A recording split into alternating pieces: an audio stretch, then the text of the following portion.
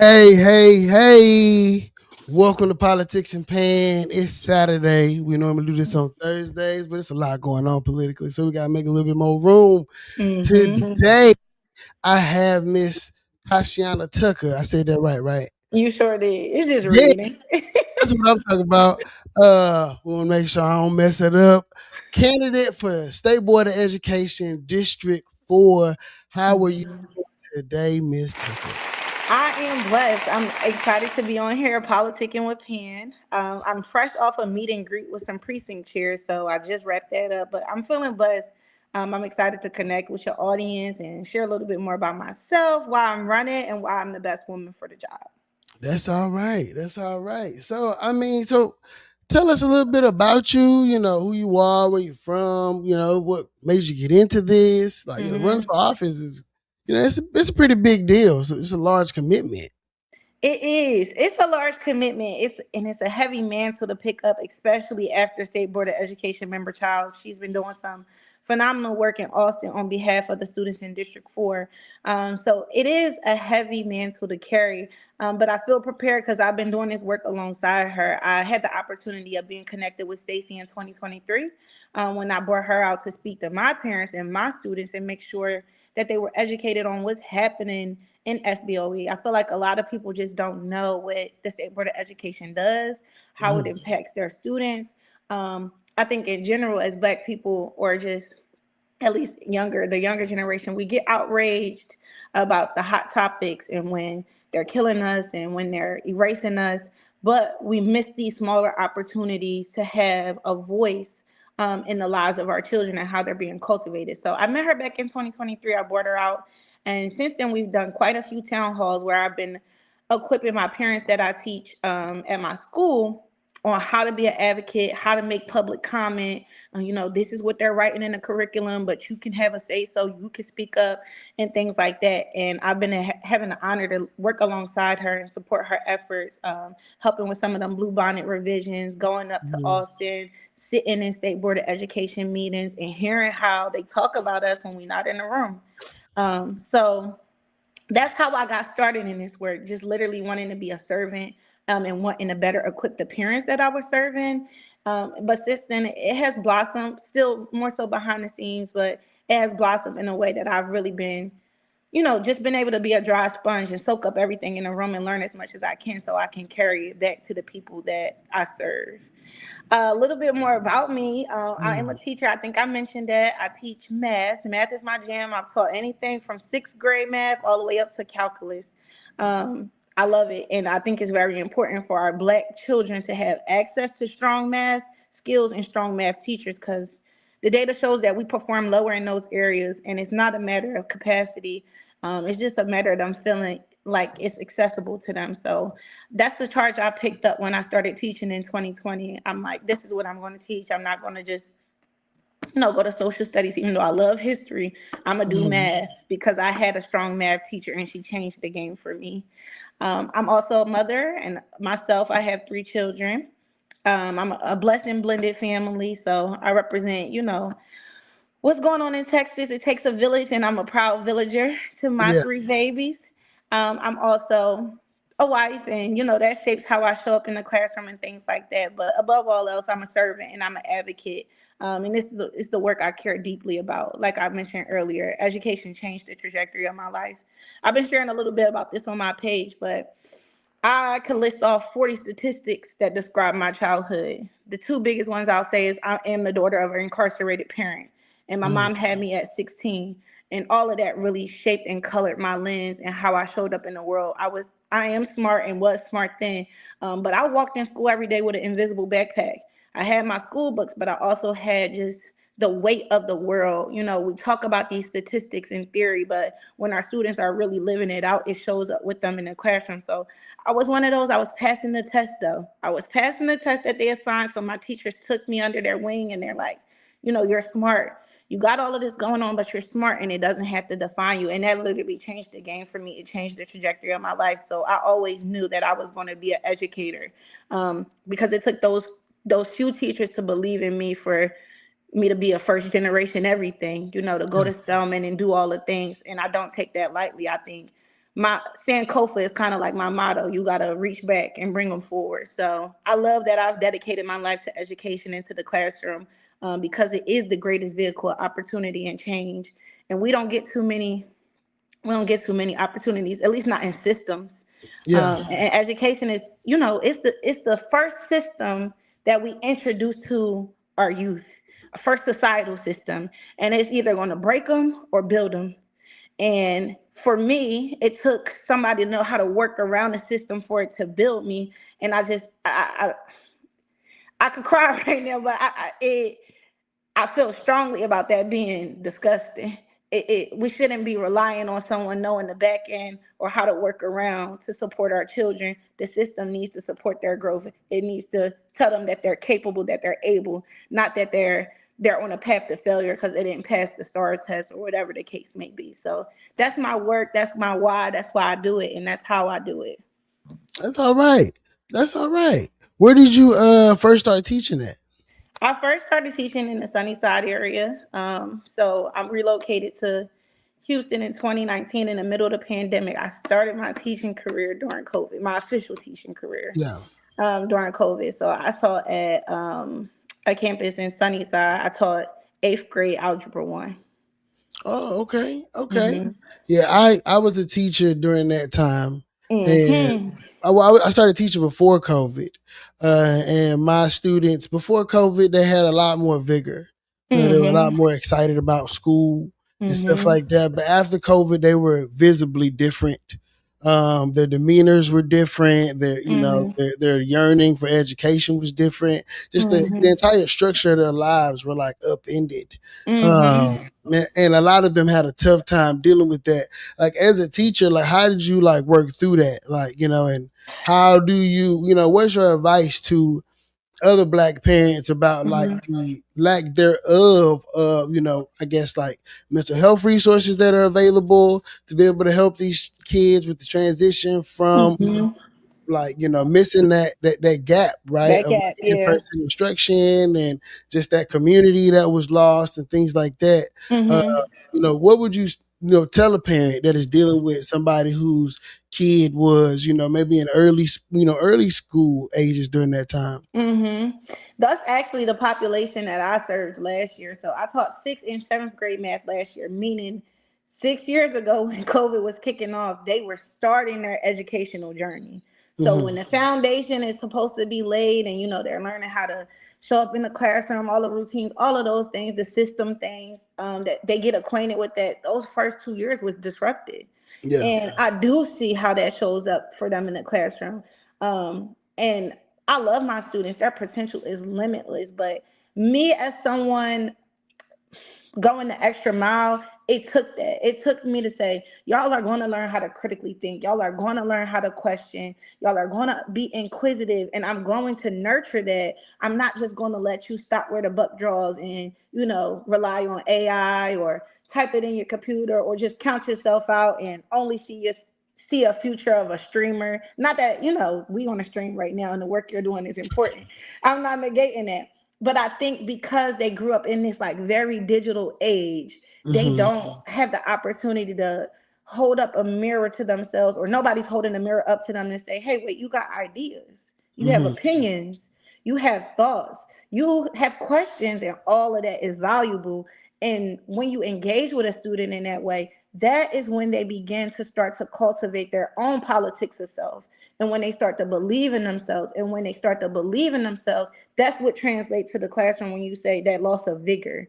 So because that hasn't been nurtured, and because since COVID, more systems have entered our society that kind of like steals that creativity away, we're up against combating all of that. So the Yeah. residue of COVID, the rise of AI, and I love AI, but I teach my students how to use it with integrity. Like it's only as smart as what you know and what you put in.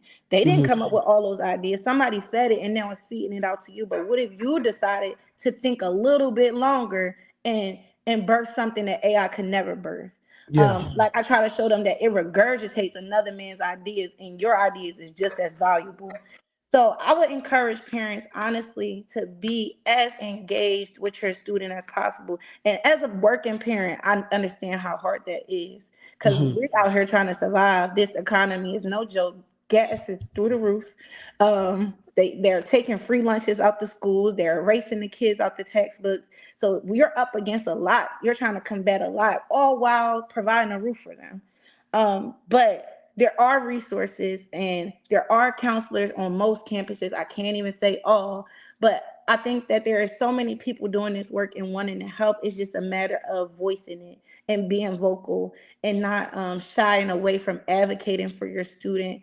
And I have some parents that I train on how to do this, and this could be a different conversation for a different time. But these systems and the people that we choose to represent them, they work for you, right? Mhm. Even if you don't even know where to start, you call them and you say, this is what's missing in my child's life and at their school.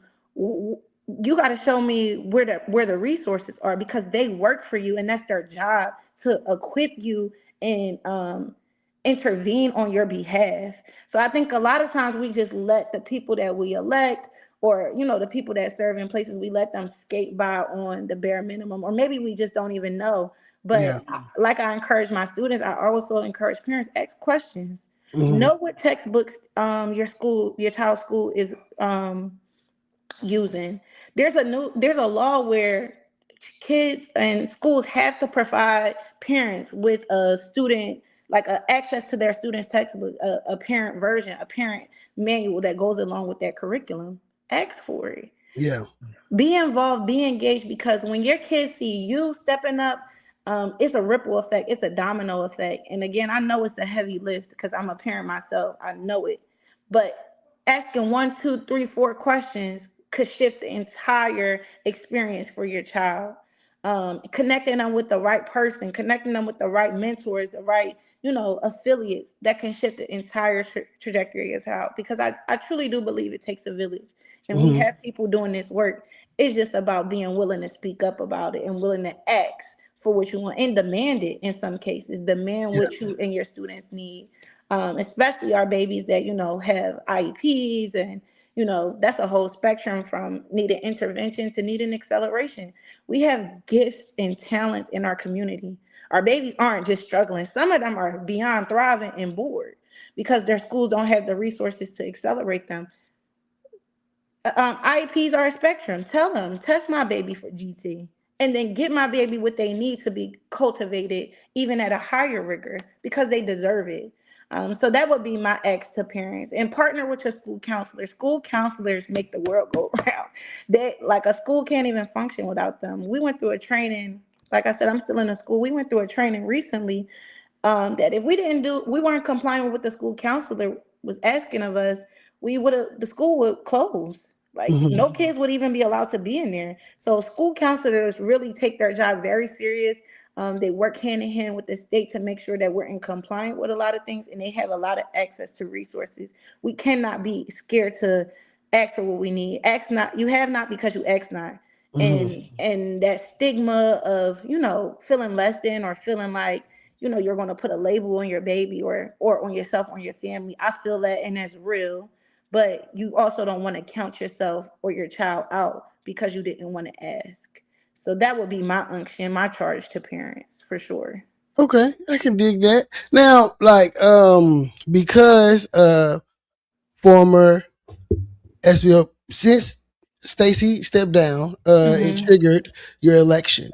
Could you, Hmm. could you tell everybody a little bit about like what's happening? You know. Yes. So former members, State Board of Education member Stacy Childs, is now moving on. She has won a Democratic nomination for the state representative seat for District 131. And that's, like, the Hiram Clark area, a very pivotal area in Houston. And because of that, she had to resign. Due to her resignation and the nature of the seat, the vacancy can only go for 2 weeks. So I had 2 weeks as of last Saturday, Hmm. all the way up into August the 15th, to run a campaign and let people know why I'm the person that they should put in that seat. Now, Member Childs has endorsed me, and I can't express my gratitude for that enough. However, the endorsement is beyond proximity. It's because I haven't decided now to be involved with SBOE. I've been doing that work. I've been equipping my parents. I've been working alongside her. I've been writing public comments, having my school write public comments, having my babies, my students write letters to their representatives to exercise their constituent power. This is the work that I've been doing and supporting Stacy as well. So it I never anticipated it. I like politics in the sense of I like to be informed. And if you don't, people say I don't do politics, but politics do us every day. It shapes everything of our lives. You ain't stop at that stop sign. That's a policy. That's politics. You getting pulled over. You getting that ticket. So I love politics in the sense that I love to be aware of what's happening in my community, and I love to be a servant leader. That's why I show up in the classroom the way that I do.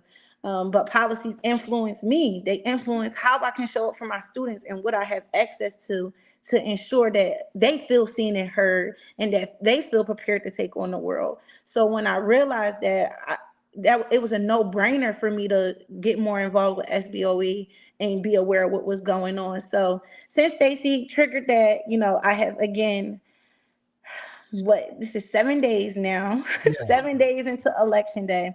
And the power is in the hands of the precinct chairs of District 4 specifically. And Yeah. precinct chairs are boots on the ground. Like how teachers are the boots on the ground for SBOE, precinct chairs are the boots on the ground for elections and politics because they are the mobilizers of the community, right? They're the representatives at the neighborhood level. And that's so critical because Yeah. these are people who said, okay, my block, my couple of blocks are going to be represented. Our voice is going to be heard. I'm going to make sure we stay informed. So when you have these big elections like what's coming up in November, and the smaller ones, the primaries that we need to be paying attention to, they are mobilizing people and letting them know this is what's happening, y'all. This is how we have to show up. So precinct chairs make the world go around.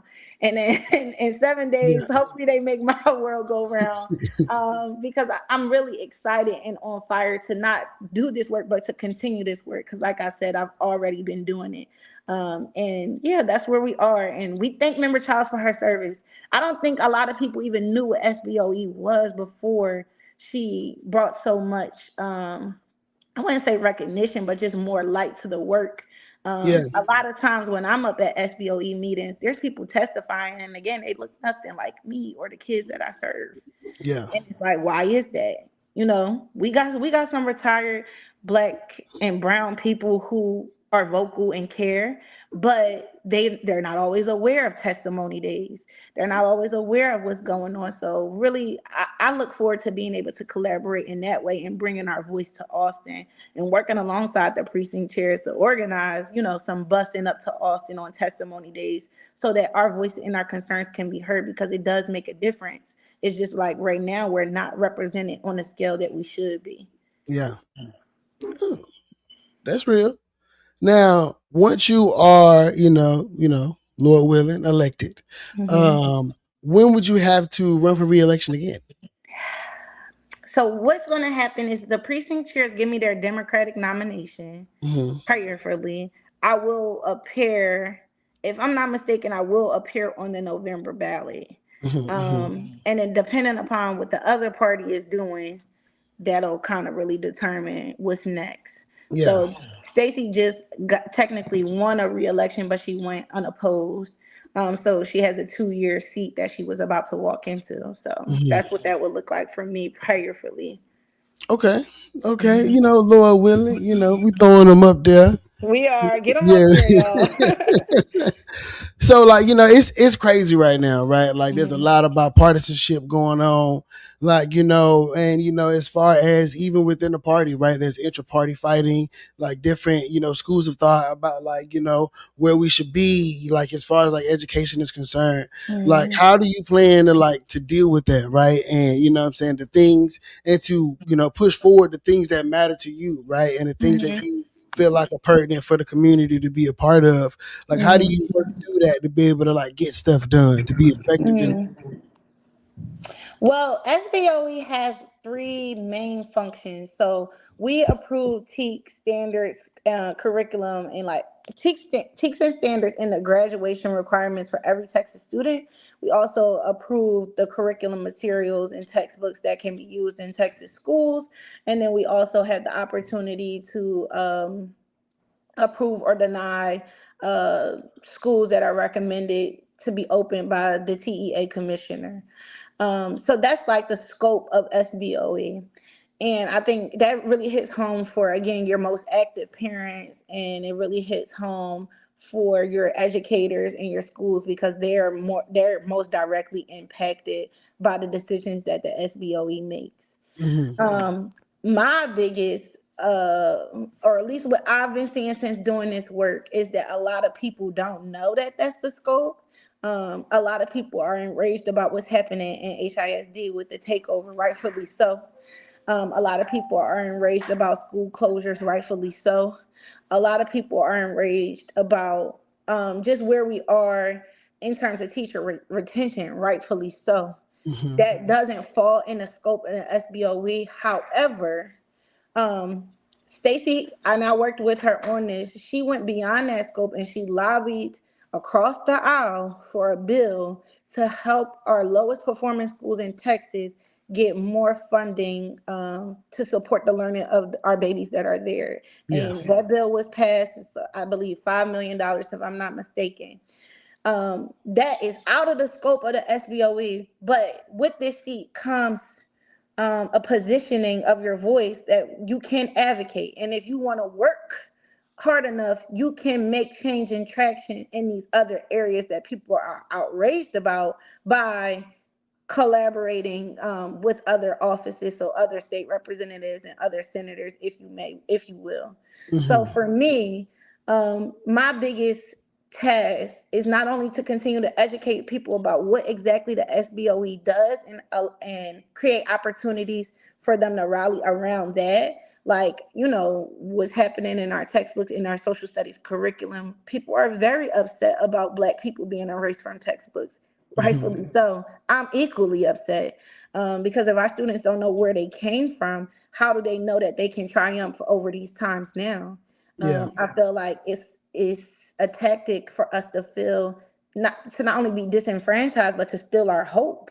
A lot of us, and I'm assuming yourself included, you're on fire about these political waters that you're wading because you knew that people before you came and advocated and fought for you to even be able to be on a platform talking like this. Yeah. So if we start stripping all of that away, what momentum are we giving our young people to pick up the charge if they only know this fraction, or if their history is only presented to them in this one way, particular way?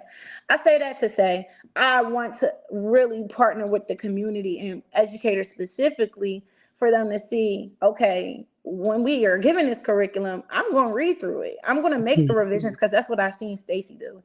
Did Yeah. I see any other of the 15 board members do that? I don't work closely with them, so no. But I know that it's public record on who submitted revisions and who didn't, right? Mm-hmm. So it takes someone who really cares to want to toil with that, to want to sacrifice their time and serve in that way. And I want Mm-hmm. to do that alongside my community members. So I plan to have an advisory board of community members comprised of teachers, educators, and just community leaders in general, so Okay. that when these things are happening, they can stay abreast. And again, like I said, organizing ways for us to get to Austin and preparing us for testimonies. And in addition to going above and beyond the scope of the work and really advocating for the intersection of those needs, because education problems or housing insecurity is an education problem, right? Food Yeah, for insecurity sure. is an education problem. Um, Voting and the erasure of our voting rights, that's an education problem. So as teachers, as educators, we sit at the intersection of all of this. Yeah. And we don't need to be talking about these things in silos. We need to be talking about these things in conjunction. So if my students, and it's a law, it's called McKinney-Vento, but if I have a student who's housing insecure, I have to navigate that reality that they're experiencing before I can even get them to understand why y equals mx plus b is a thing. Right. Um, Right. and I think people just don't realize how in schools what teachers are faced with. We catch the brunt of every societal issue because our kids catch the brunt of it. And we Yeah. have to work around that and still show the state that, we're capable as teachers and that our students are capable as people while there's so much suffering happening. But in the midst of suffering, we still thrive, we still prevail, and our babies still prevail. And that's what keeps me going. So I want to share that with the community leaders alike. And like I said, do a lot of those things that I already mentioned, and expand upon that work, ensuring that every student across Texas has civic engagement earlier on. Because if the Mhm, right mhm, wasn't so mhm. important, they wouldn't be working so hard to erase it. They would not be working so hard to erase it, which is, look what they did to the Civil Rights Bill. People pretty complacent about it right now. Honestly, like Mm-hmm. it's a lot of it's a lot of turbulent water around here. Mm-hmm. It's a rocky it's a rocky boat. Like I think especially with the upcoming election and stuff like Mm-hmm. that. Just in general, I know like black people we're a little apathetic, Mm-hmm. especially here in Texas after, the congresswoman, lost and stuff like that. It's just a Mm-hmm. lot of like turbulent water around like black politics, black democratic politics, Mm-hmm. and I think that right now people are looking for more like populist leadership. They're looking for people that are gonna be like you're saying more forward thinking and more boots on the ground, like getting their Mm-hmm. hands dirty and like really Mm-hmm. finding and creating tangible solutions. Because for so Mm-hmm. long, like the solutions have been let's wait and see, right? Like you got to kind of Mm-hmm. wait, right? Stacey and I talked about this on the show that we had Thursday. In the Mm-hmm. way that those before us did politics, in the way that would help to keep them in the room, but Mm-hmm. also like them being kind of like the first right wave of people to do the things that they did, right? They Mm-hmm. had to find particular ways to do things. Like you Mm-hmm. gotta make legislation now like race and gender neutral, right? Mm-hmm. Like which leads into my next question, right? Like Mm-hmm. where do you think, right, those bridge those what do you think you can create those bridge building moments with maybe some of your more conservative counterparts who may sit on the SBOE, who may be like on some crazy radical Thomas Jefferson was a good guy kind of stuff, right? You know what I mean? Like something like that, right? Like, we're, talking to these people to be able to find out, like, when there's votes going on, lobbying your members to be able to find out like if we can get some general consensus on things Mm-hmm. that may be right, because you do got to remain race and gender neutral. Like how do you wade those waters to be able to make sure that deliverables are served to the communities, right? We'll say this in a race and Mm-hmm. gender neutral way, in the communities that you're looking to serve. Mm-hmm. Hmm. I think that's a big ask, and I think honestly talking about it in that way can sometimes do you a disservice. But I understand its necessity. I think the reality is when we talk about our most marginalized communities, we create opportunities for everybody to win. Like when Hmm. you can address the people that have been most disenfranchised and create systems that support them, the systems are already supporting those that are thriving Yeah, one let me way give or you an another. applause real Right. quick. Yeah. it's like, I mean, y'all are proximate to success more Hmm. frequently. Y'all are proximate to resources more frequently. So how do we bridge the opportunity for us to illuminate the needs of the most disenfranchised while noting that when you help them, our society as a whole thrives. Yeah, I'm not fearful of boldly speaking up for my community and for those that look like me. However, District 4 is the most diverse yeah, yeah, district out of all 15 SBOE districts. yeah. It's crazy. We serve the most diverse population. It's crazy. You got And everybody in there. Like you got West everybody. U, Herm Clark, Southeast, Southwest, Mm-hmm. North Mm-hmm. Side, all the way up. Like it's a huge swath of Mm-hmm. people, and there's so many different the diversity in people being rich and poor, the diversity Mm-hmm. in the ethnicities. It's Mm-hmm. insane. Mm-hmm. Yeah. And I say that to say that my experience in the education system has also been pretty diverse, Hmm. as well as within even my own home. I'll use my own home as an example. I told you earlier I'm a blessed and blended family. Last year, our youngest son, he came to live with us full time. as he should. I mean, his dad is here, but that was something we're navigating as a family. However, his mom is originally from rural Texas, right? Yeah. And now he's back in rural Texas in McAllen. And this is he's biracial, so, but he's a young black man. And I often think about, what it's going to be like for him to navigate being a young black man in a district that's not as diverse as where I teach or Yeah. where I'm looking to serve. And I think about as SBOE, how though I will be prioritizing the needs of District 4, we have to understand that this is a seat that affects people across the entire Texas. And the decisions that are made are going to affect students across the entire Texas. That being said, I had the opportunity to teach at a school in Sharpstown. And I came from Sunnyside and then I went to Sharpstown. Mm-hmm. My mind, right? Yeah. In Sunnyside, I'm teaching primarily kids that look like me or that are Hispanic. It was pretty much split. I went to Sharpstown, and this is my first time having to serve parents who really not. I speak a little bit of Spanish, un poquito, okay. So I Yeah. was navigating Sunnyside pretty all right. But I went to Sharpstown and I had parents who spoke Farsi and Pashto and Yeah. all of these different things. And every day, pretty much, I'm getting a new kid in my algebra or calculus class every day because it was a large immigrant population, right? Yeah. So people are coming over frequently. Yeah. Family members are joining this community frequently, and I still had to ensure that my babies felt seen in that class. We Mm-hmm. might got a language barrier, but Miss Tucker sees you. I wasn't necessarily equipped with the resources to teach them in their language, but I had to figure out ways to make this information accessible to them.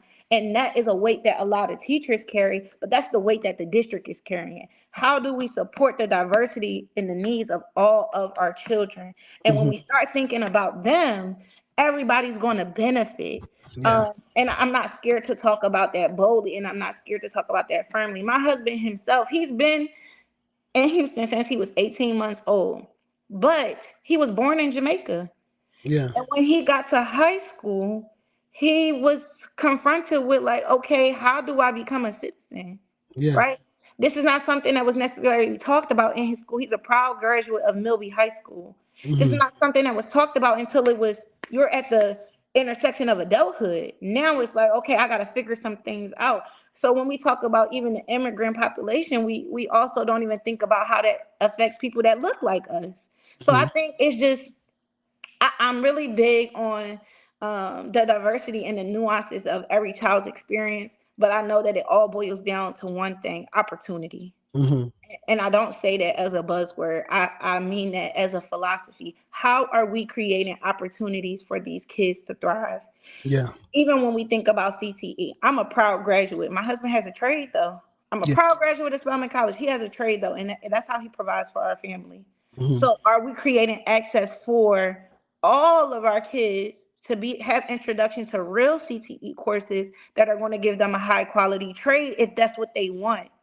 There is room in our society for everyone to thrive, and there's a place, and I believe this, I don't know if I can say this on your podcast You with can your, say whatever you want. okay, but the Lord has placed a gift in each and every one of us. Yeah, you can uplift the Lord on here, girl. Okay.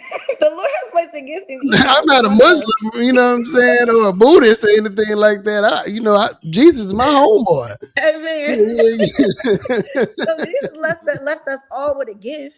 He left us all with a gift. We all have our way and our place. But I think that education has become so finite in such a business that we're telling these kids that they have no place and Hmm. they cannot succeed because they did not pass the STAR test. Yeah. And then we're not creating any other pathways, real pathways for their gift that they have that's unique to them to be cultivated.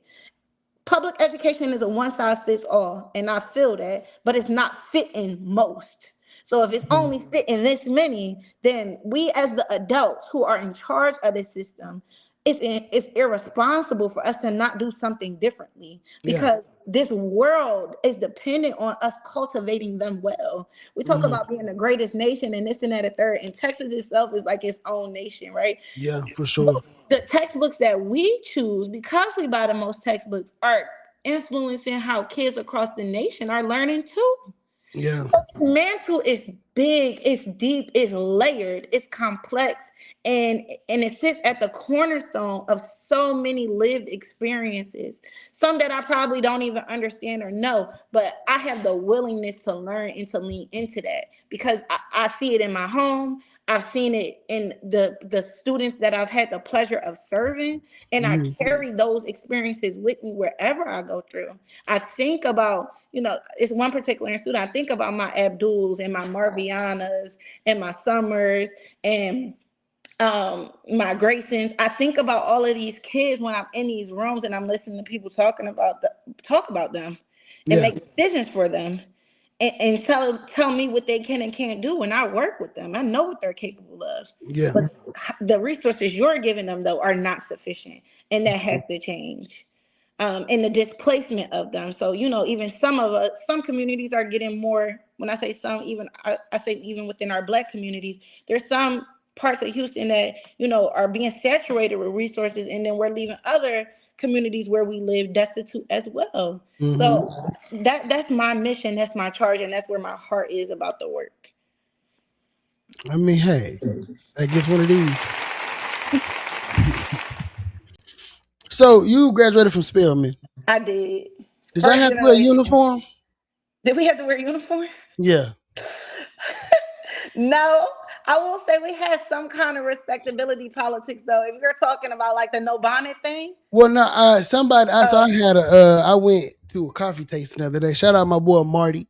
He owns a publishing company. He's a great author. I mean, this dude he's a jack of all trades. Like this dude does everything. He done won Super Bowls. He writes books. He Mhm. has children's shows on TV. Like he's just an array of like Black creativity. Very Intelligent. very Mhm. smart person. But so he has a publishing company because he writes books. So we did a coffee tasting yesterday, which was Mhm. very interesting. Never did a coffee tasting. I definitely was turned up afterwards. I had the coffee jitters. But it So was wait, is great this though. like a wine tasting, but y'all tasting different coffees? Yeah, I love that. it was such an interesting thing. Like I definitely want to do it with my homies, especially anybody who likes coffee. Like I just wanted Mhm. like, yo, let's just go taste different coffees. It was cool. We had Colombian coffee, Ethiopian coffee, like all the different kind of coffee. Okay, add me to the invitation list next No, time. for That sure, sounds cool. facts. For sure. He's super Black, so he wanted the African coffee. But Okay. like I was a partial to the Colombian. It had like nice notes of strawberry. It was very Mm. like, like real Mhm. like, pinky up, like kind of like very bourgeoisie Negro of us to go and do that. Okay. Yeah, yeah, yeah, for sure. Very talented, Tim. Yeah, it was yeah, for sure. I mean, which is crazy. And so like Okay. in this real white coffee shop, we having these Mhm. super conversations, like out loud, right? Like slavery and this and that and the third, respectability politics. And they Mhm. did bring up the Tuskegee thing. And Marty mentioned Morehouse, right? And in Mhm. my mind, when I think about Morehouse, everybody walking around in like a maroon jacket with a With towel a and tie. stuff like that. Like my grandma wanted me to go to Morehouse real bad, like You. real bad. I went to Prairie View, right? Like who never listened to the people, above us. Like I'm gonna do my own thing. I'm going to another school, but I also, am like, very rebellious when it comes to like the respectability politics thing and like what you should Mhm. and shouldn't wear. But I went over Mhm. that with Stacy. So when I think about the more prominent, right, what I'm saying, HBCUs, when you think about them like in tiers, right? Uh-huh. Like so people talk about like Spelman or Morehouse, it's like they put them like Black Ivy League, like kind of stuff, right? It has this Mhm. allure to it, right? Like that the other Mhm. one trying to that's just what it is. Like and I graduated from two HBCUs. Mhm. Now I don't necessarily feel as though like those are better than the ones I went to, but culturally, like when you think about more, when people say Morehouse men and like Mhm. Spelman women, right? Like there's a Mhm. specific like There's a standard.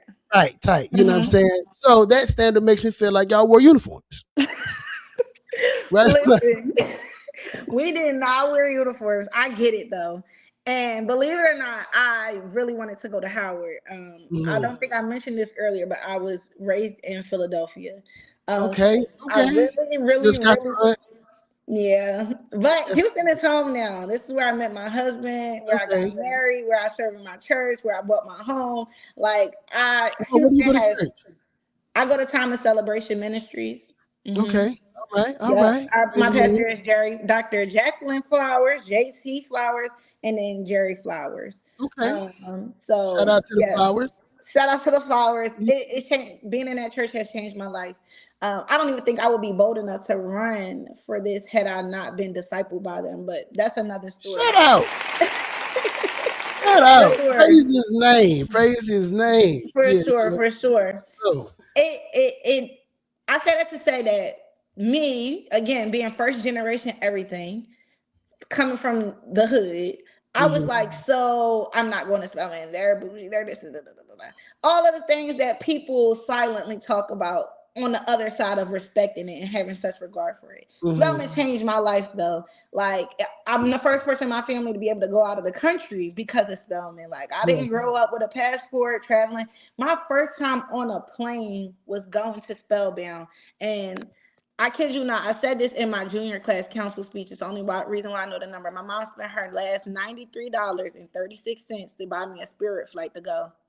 Spirit not being here anymore hurts my heart because had it not been for that cheap ticket, I wouldn't have been able to go to Spellbound. And if I didn't go to Spellbound, I wouldn't have seen the value of being at Spellman and being cultivated in this place where Black women are celebrated. So I Mhm. had Black women professors. I was seeing my, upperclassmen that were just thriving and doing all of these things I never heard of, research projects and, traveling abroad. And I was just like, wow, like even if I'm scared, I got to do this because this is going to bring more out of me. And I think that's what a good education does. And it can do it Yeah. at the collegiate level or the K through 12, the um, primary education level. So we don't have uniform, excuse me. We do have a uniform when we have special occasions. So we wear white, that is With the historic stockings. with the stockings. With the Now stockings. See, the new that's when I think of women who go to Spelman. Y'all got on stockings and it's all white. Y'all dressed like ushers at church. Yeah, we Yeah, definitely yeah, give yeah. usherette. We can't be ushers, but we But do dress like usherettes when we're having big things. Now the new school kids, they don't subscribe to the stockings as much as we had to. But yes, we do wear white. yeah. As as a symbol of those who have come before us. Okay. And there is a standard, I will say, my junior year, it was raining. And if you see my hair, you see how thick it is. This is my hair. And it was raining, so it turned into an afro. And I was just like, I'm junior, I'm ready to get out of there. I went into my professor class. She's also a Spelman woman. And Yeah. she, very senior, a scholar, all the things. If she wasn't playing that. She said, I hope you don't think you're gonna sit in my class with the hood on. And I was just like, Doctor, I ain't gonna say her name, but I'm gonna say Doctor so and so, like my hair look, and she like, you are here to learn. If you allow that to be a distraction to you, others will allow it too. If you got an afro, you're gonna come in here with that afro and you're gonna stay focused. At the Hmm. time, the youth in me is like, this lady is tripping, but I can see value in people or older people, those that come before you, telling you to take pride in who you are and take yourself serious and take your presentation serious. Yeah. Do I think that we need policies policing that? No, we got enough stuff policing us.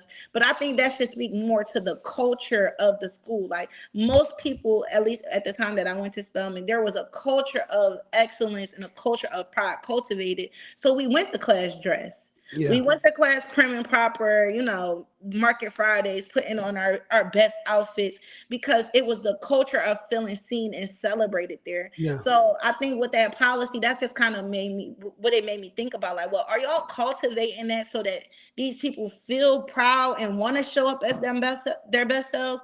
Hmm. Is this just like, a reprimandment for, being misunderstood and for the lack of culture that y'all are prompting?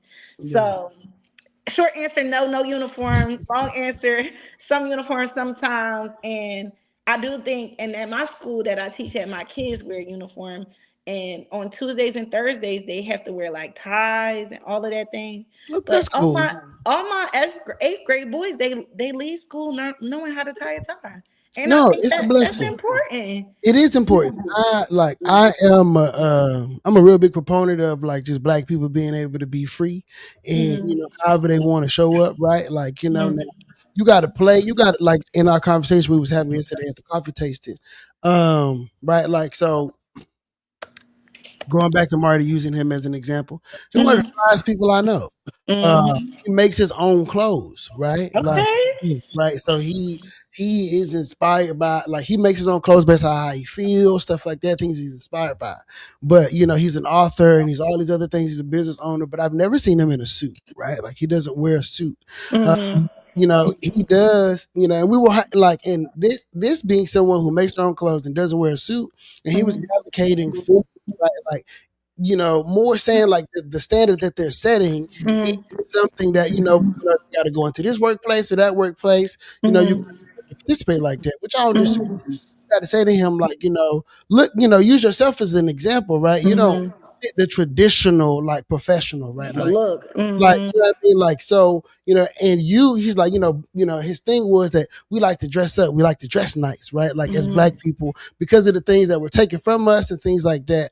My Mm-hmm. thing was, during the time in which we gained freedom, we had to assimilate into a culture that was not our own, right? Mm-hmm. Like, so the standard for what dressing nice is was presented to us by somebody that is not from our community. So we had Mm-hmm. to integrate into what they said was the standard for niceness. If it don't matter who it was, white people, blue people, green people, whatever they were wearing at the time, like to professional settings or anything Mm-hmm. like that, that is what we were going to put on. But my thing to him was, our grandma and our parents and stuff like that, they didn't have Mm-hmm. FUBU. Mm-hmm. They didn't have Jordans. You know what I mean? Like, they Yeah. weren't wearing basketball jerseys, right? Like, they didn't have the opportunity to get fly like we get fly. Mm-hmm. So, like, if like, and you as a person, right? And even Obama couldn't wear a tan suit. You know what I Too. mean? Oh Like, my goodness. so the policing of our bodies, right? Whether Mm-hmm. it is people of our own or people who don't look like us, for me, that's not cool. Right, Mm-hmm. like, and I get it, right? You got to dress for the sport you playing. You a lawyer, you got to go to court, you got to put on a suit. I feel Mm-hmm. that. But if your suit is a different color, right, like, or you want to put a specific kind of pin on it or whatever the case may be, don't Mm-hmm. devalue me as an individual because I'm I not didn't. fitting your standard, right? I Like, understand. yeah, yeah, Mm-hmm. yeah. And so, I feel you. I feel you on that wholeheartedly. I think the only pushback I have is that they might have set the standard, but we definitely embodied it. So when you think about like the suit and tie thing, I think about dandyism. Like they might have been wearing suits, but they were not wearing suits like us. They no, wasn't to wearing the say, four yes. pieces and adorning it with the top hats. And we really just take anything and we elevate it in a way that has never been seen. I think what I think what institutions are experiencing, and even sometimes even at high schools, is a culture crisis. Yeah. Like kids are just not taking pride in themselves. So I think it's one thing to swag out your do rag with your layers, take it back to the 2000s and looking good. And then it's another thing when students are looking like they rolled out of bed and they crawled to class. And I Hmm. think the unction more so is we're not realizing, or young people aren't realizing, that you're paying to be in that room. That is an investment. We have such a disassociation with money because we tap everything, that Hmm. at least what I see in young people is that you're not realizing that you are paying to be here, that you pay somebody to come in this classroom and teach you, that they're supposed to have an exchange of knowledge, that you're supposed to take that and then you're supposed to utilize that for you to move forward. So I think, or I hope and pray that the heart of the policy was that we want y'all to take more pride and be more serious about how y'all show up in these spaces, because it's a reflection of y'all's work ethic. And we talked about that earlier. It's reflecting in y'all lack of inquisitiveness, y'all's lack of innovation. I'm not saying that I'm not naming those as Hmm. facts, but I was thinking that that's where it was coming from. So as somebody who experiences that with young people, I'm like, okay, well, if we can have a baseline standard of what excellence is going to look like, and not saying y'all got to come in a suit, but just come appropriate. Don't come with your pajamas from last night or smelling like the kickback from last night or whatever the case may be. I think, to me, or I pray and hope that that's where it was coming from. However, I do agree with you. We're policed in enough ways. So Um, many ways. However we want to show up in whatever form is brilliant and is excellent and is worthy and is notable. And there's already so much more expectation on us to show up a certain way and Yeah. perform a certain way to be seen deemed worthy. And I think even when we talk about me running, that was the scariest part of this for me. Like, Yeah. I don't know how to show up as Tashiana. I don't know Mm-hmm. how to be anybody else. I don't know how to talk like anybody else. And I had a slight fear of like, well, what if I'm not received? Well, what if it's not, what if people can't see my heart for this work and they're looking for a certain package and they write me off because of that? So, in the vein of that, I don't think any Black person deserves to endure that. And we already face those pressures in so many other areas that at our Black institutions in general, we Mm-hmm. need to celebrate it across the board. But on the flip side, I think we've went away from, at least when I was younger, your community was allowed to correct you, right?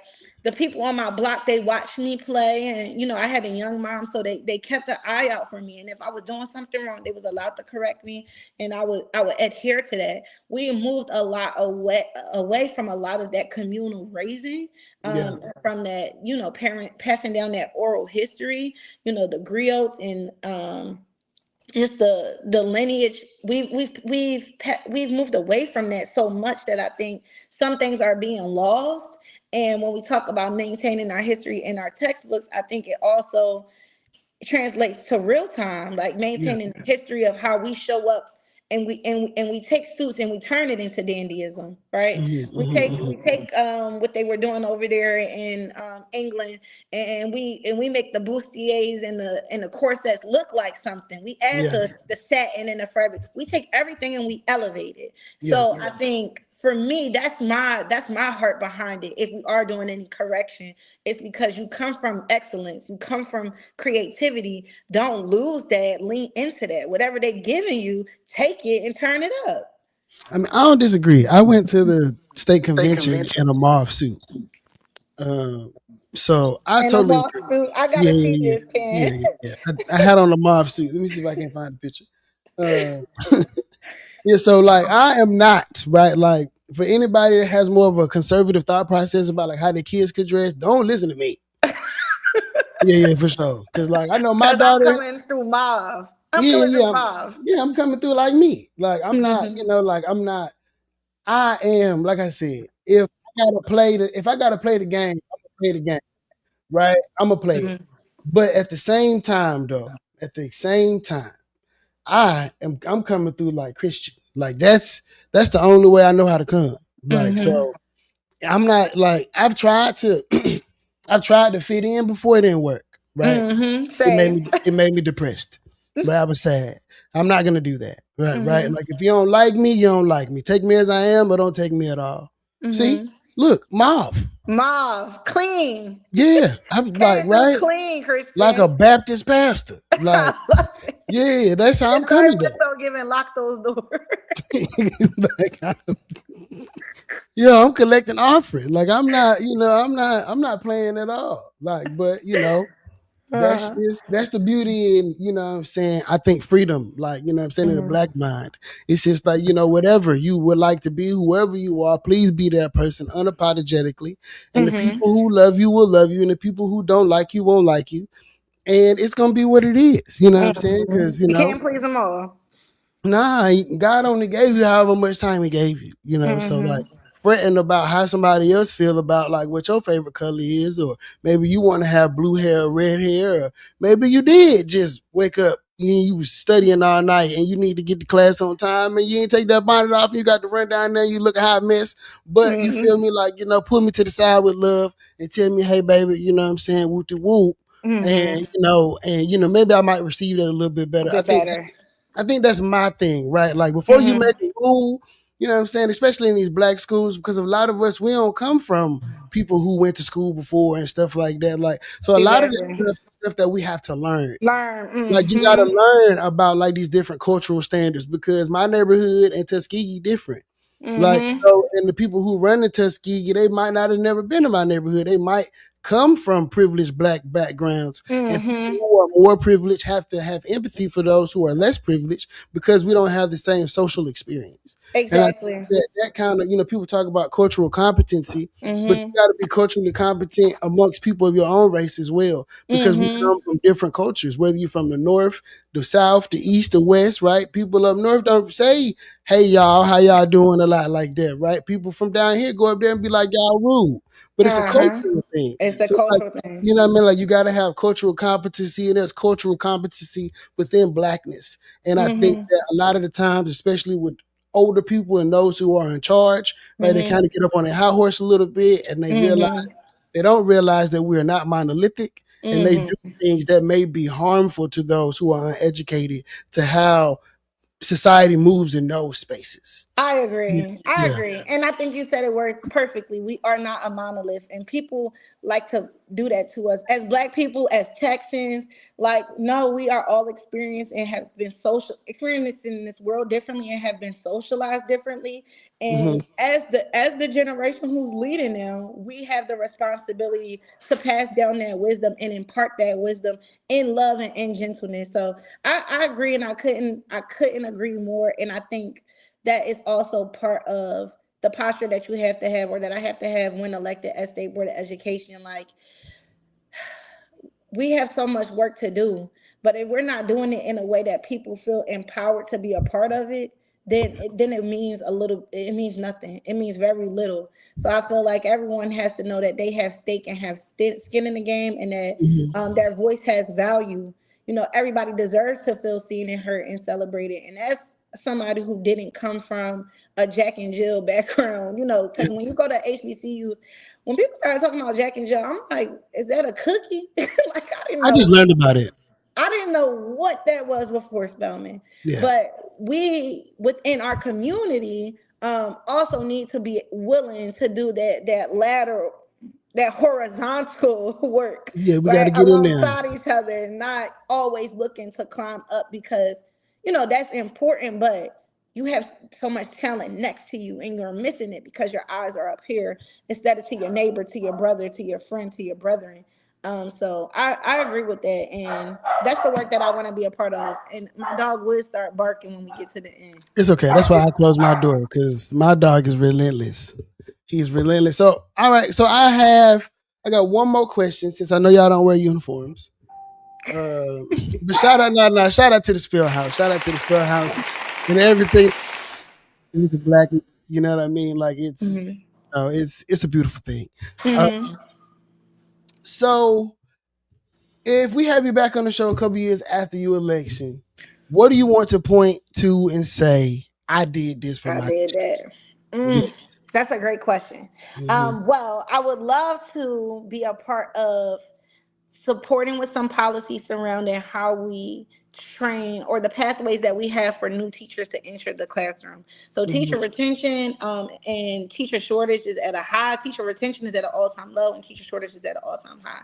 And I think Texas does need needs to invest in the next generation of educators, and make our licenses and just our experiences a little bit more accessible, a lot more accessible, and a lot more affordable. Yeah. Because I know people that want to do this profession, but I spend almost in loans. I might add, well, some scholarships, mostly scholarships, but I spent $250,000 on my education, and then turn around having to pay for your teacher certification. You know, while having a passion for education, it was a barrier for me, especially as a first generation college student, because my check didn't only belong to me. Like, I had to get out, get working, because my dad is looking for me to put commissary on his books, or to Yeah. buy him a new pair of sneakers, or my mom might need help with the light bill, or my grandma might need help with this. And I think we're in a crisis of not having enough support for teachers. So I want to look back and say I helped establish a policy that made a clearer pathway, however that may look, for educators that want to teach having access to the classroom. I also want to say that I have been able to implement civic engagement requirements for students as early as, I'll say, at least first grade. that has become an integral part of curriculum in Texas standards. And what else would I like to have done? I think, I mean, the role I plan, I hope and pray that it will grow. And I hope and pray that my understanding of it will grow. I won't Yeah. pretend to be an expert at all things, but I hope to say that I have made my community proud and that people know more about what the State Board of Education does and that people feel more empowered to speak out about what their kids are being taught, how they're being taught, and they feel empowered to advocate for that. So if I can at least say those three things with the hope of adding a few more as I grow in the role, that would be for me a job well done. That would be a blessing. Right on. Well, all right. Y'all, we have had the honor of speaking to Miss Tashiana Tucker. I just love how beautifully black your name is. I do. But I'm a super Negro though. Like everything that's like real black, I love it. I I, love I'm it. have to send you this pen. You're gonna have to insert this because I lied to you not. A man wrote me on Facebook saying that yesterday, and he said, "I am a black, so I could say this, but I bet you there's no white woman named Tashiana. Mm-mm. Your It name is is so beautifully black." it And I is said, such "Well, a thank beautiful you." black thing. Like you know what I'm saying? Like the uniqueness of being black. I celebrate everything black. Like Hmm. and I want everybody to understand that like we are our own group of people who have our own specific ways of doing everything and the creativity is unmatched. And anything that is beautiful and black, I'm to the forefront and I'm gonna uplift it. And shout out to your mama or your daddy or your daddy, whoever decided this was gonna name this baby. Shout out to them for doing the black thing. That's right. And Yeah. thank you, Christian, for having me on here. I love the work that you're doing. I don't know why I was so nervous to be on the live, but you are such a great host and a great moderator that this felt like a conversation with my cousin. So I I appreciate I that. hope to continue to be able to connect with you, and hopefully when I take the seat, we get back on here and educate the people even more. And I'm really excited that I got the opportunity to be with here politicking with Penn. Politics with him. I like politicking, but we can talk I mean, about that. that's what I be doing. Anybody who know me, they be like, "Pan be politicking." Uh, most people don't know me. People Christian Pan, they be like, I don't know. I don't know what to call you right now, right? Like, but all my friends, you know what I'm saying? If you know me for a long time, like since college, you know Japan. And most people did not know that my name was Christian. For a long Okay.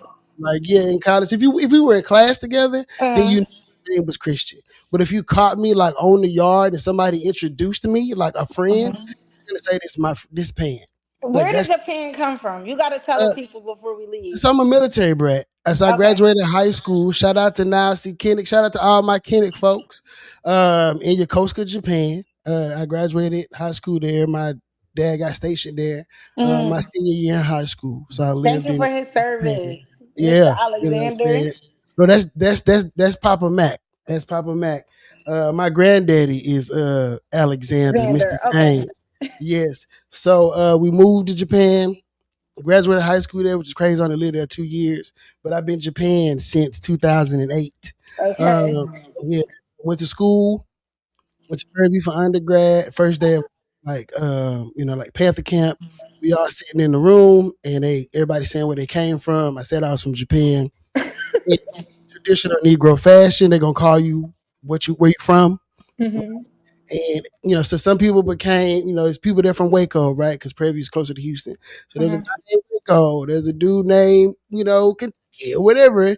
And because I came from Japan, I got to be Japan. Friend. People used to call me China if they trying to be funny, like Chinese, Japanese, but we just got it to Pan. Mm. Correct, because I'm not Japanese. And people would ask, you Japanese? Is he Japanese? And I'm not. I'm 100% black. Yeah. That's where it came from. Undergrad, Okay. you, all my homies decided I was going to be paying, and it just kind of stuck. And when I started doing politics, it never went away. People would tell me to tell people to stop calling me that, but how do I rebrand myself? I was like 25, 26 at this time. So all of our adult lives, they've been calling me Calling this. So, you Pan. so if I'm out and we standing there with like Congressman such and such, someone is going to go, Pan! And everybody's going to be looking around like, who is Pan? Like, what's happening? Well, I Yeah. see you out in these what you call them, these political waters. I'm gonna call you Christian, but if I see you in the streets, I'm gonna say, "What's up, Pan?" We still politicking. Yeah, that's the story of Pan. I appreciate that. You call me whichever comes first, as long as you don't call me broke. I know that's right. But I appreciate you. Thank you so much. Hey, Melinda, what's up? That's my homegirl, my sister in the comments. What's up, Melinda? I cannot be half Japanese. My mother and father are black. My mama's from Virginia, and my daddy's from the South Bronx. It's 100% Negro. But we have had a great time, great Saturday show. I'm going to have to start doing this more often. I really appreciate you for giving me the opportunity to try something different. This was awesome, and I really hope you enjoyed yourself. And you are welcome to come back anytime. Okay, perfect. I'll be hitting you up after the 15th. I'm gonna call you. I'm gonna say, "Pan, I won." Then let's get to work. Hey, let's do it. So, if there are any precinct chairs watching this, we're gonna, you know what I'm saying, we're gonna make some clips. Remember Tashiana Tucker. Keep her in your heart. Pray on it. Vote for her. It's been Yes, Pop please. Man Thank you. Saturday. Y'all go to church tomorrow. It's time to go. Peace, peace. Peace.